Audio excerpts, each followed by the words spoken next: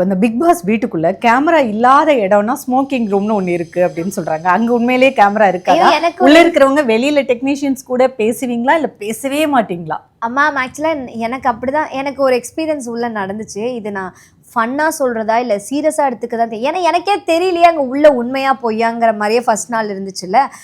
கானா வினோத் இருக்காருல்ல, அவர் வந்து இந்த ஸ்மோக்கிங் ஏரியால மட்டும்தான் கேமரா கிடையாது, சரியா?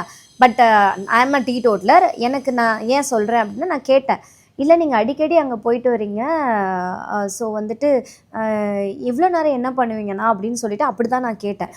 அவர் வினோத் ஸ்மோக்கிங் அப்போ உனக்கு தெரியாதா, என் ஒய்ஃப் கரெக்டாக 3 மணிக்கு ஃபோன் பண்ணுவாங்க, அங்கே வந்து வேலை செய்கிறவங்க வந்து தெரியாமல் அங்கே ஒரு கபோர்டு லாக் பண்ணாமல் விட்டுட்டாங்களாம், அவங்க எனக்கு ஃபோன் கொடுப்பாங்க, நந்தினி நீ வேணால் பேசு, அங்கே கரெக்டாக நாளைக்கு 4:30 மணிக்கு வருவாங்க. நான் தான் வெளியே வந்துட்டேன்னு.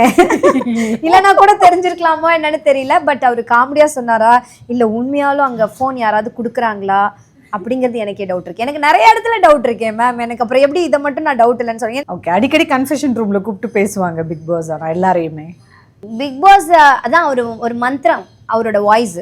அவர் அடிக்கடிலாம் கூப்பிட்டு பேச மாட்டார் மேம். இந்த தவம் இருந்தால் கூப்பிடுவாங்கங்கிற மாதிரி ஒரு எதிர்பார்க்காத டைமில் தான் அவர் கூப்பிடுவார். பட் யாராவது அழுதா எமோஷ்னலாக இது பண்ணால் அதெல்லாம் கூப்பிடுவார். பட் அவர் எனக்கு பண்ணினது இந்த வாக் அவுட் எனக்கு கன்ஃபர் ஆனதுக்கு கன்ஃபஸ் கொடுக்கவே இல்லை.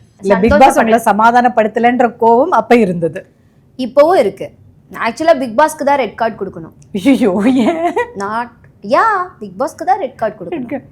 இல்லைன்னா மக்களுக்கு ரெட் கார்டு கொடுத்து பார்க்காதீங்க அப்படி. யார் அந்த ஃபேஸ்லெஸ் வாய்ஸ் மேனுக்கு? ஆமாம், அப்படிதான் மேம் போயிட்டு இருக்கு. ஆக்சுவலா நீங்களே சொல்லுங்களேன், இதுல எது கரெக்டு, எது கேமு, எது ரியலு, எது ஃபேக்கு, எது வந்து எப்படி விளையாடுது, எதுக்காக விளையாடுது, எதுக்காக கத்துது, இது எதுக்காகடா முதல்ல அப்படிங்கிற மாதிரி உள்ள போயிட்டு ரொம்ப பாதிக்கப்பட்டு தப்பிச்சு அந்த புள்ள இது. ஆமா, இது எதுக்காகடா பண்றீங்க, டே நான் என்னடா பண்ணுவேன் அப்படிங்கிற மாதிரி தான் இருக்கு.